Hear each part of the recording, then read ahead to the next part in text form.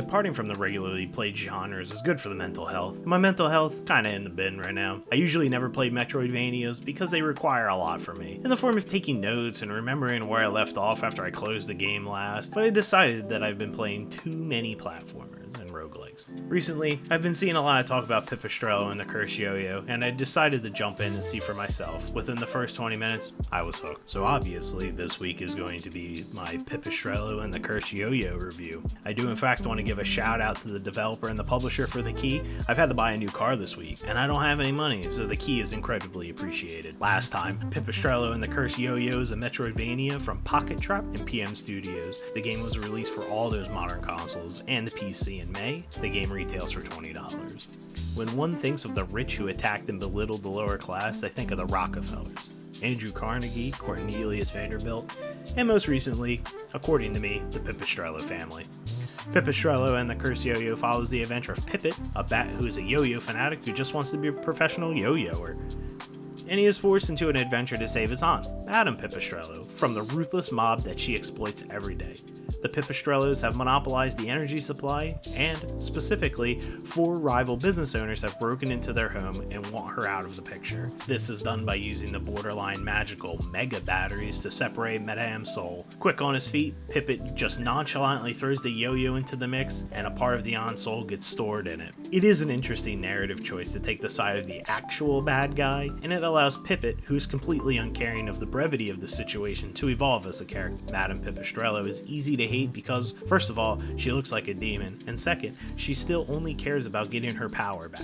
Other family members are introduced to help Pipit with upgrading badges, combat, and going further into debt, who seem to love their little yo-yo man. The family that is situated in the safe house loves to help out, but it's always at a cost. There are 2 family members in the safe house, Pepita, who will help you unlock upgrades through debt collection, and Peepo, who upgrades badges you find around the city. And I will be the first one to tell you that debt collection is a hell of a gameplay choice. As opposed to using the money that you find after beating up on baddies and solving puzzles and such, Pipistrello and the Cursed Yoyo does the upgrading more cleverly by putting you in debt, collecting 50% of future pickups, with some sort of disadvantage until you pay off the debt. Rewarding the player with more badge space but reducing max hearts by 1 is criminal. Reducing attack power, or enemies don't drop hearts anymore, but coming out with an upgrade that allows you to keep more money or regaining a heart when you game over. Badges play like pins from Hollow Knight. The player has a set amount of space, and badges take up a certain amount of that space. The advantages may seem minor, but they offer significant assistance. The badge that came in clutch was to regain a heart after collecting 100 coins. Other badges such as seeing health bars, prolonging hit invincibility, and longer stuns from the yo-yo whip are unique and do come in handy a lot of the time. Peepo, the other cousin, on the other hand, gives the player the ability to use their current income to invest in reducing the space in which badges take up. Pretty simple, and it just generally works. Pipistrello and the Cursed Yoyo does a relatively good job at telling the player how to play the game. It is said that there are 4 mega batteries. Auntie shows the player where the 2 are on the map, and it is up to the player to find the path to them and the other 2. The player is given a special ability in each area and taught how to use it in their respective spaces. Walking the dog allows Pipit to essentially glide over obstacles like toxic goop and water, while slamming the yo-yo against the wall, while jumping can shoot you out in the opposite direction to cover a gap. The game also has lots of yo-yo themed puzzles for you to partake in that reward money, hearts, capsules that upgrade health, and backpack space, respectively. Puzzles range from easier perception puzzles to real thinkers, but nothing that is like truly frustrating.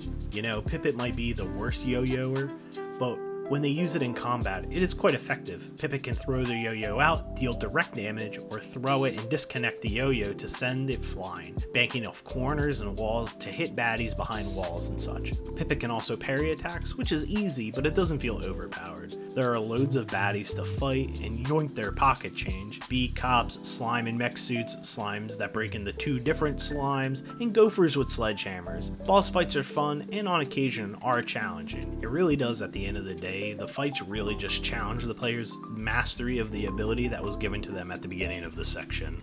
I think the main pull here is when Pipistrello and the Cursed Yo-Yo boots up, it's like putting in a game cartridge in a knockoff Game Boy.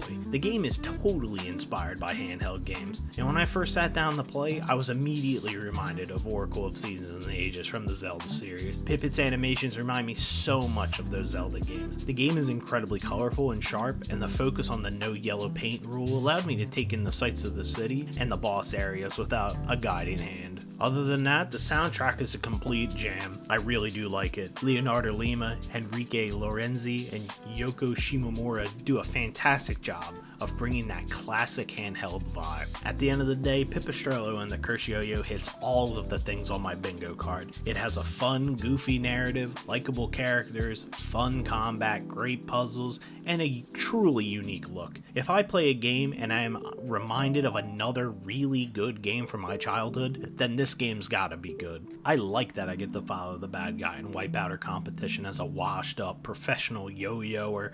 I like wall banging off 3 walls to get a heart container. I like looking for badges, and I really like the deck collection system. Overall, for the price point, $20, I think that Pipistrello and the Cursed Yo-Yo is a hidden gem of 2025 and is a definite must play if you enjoy light Metroidvanias.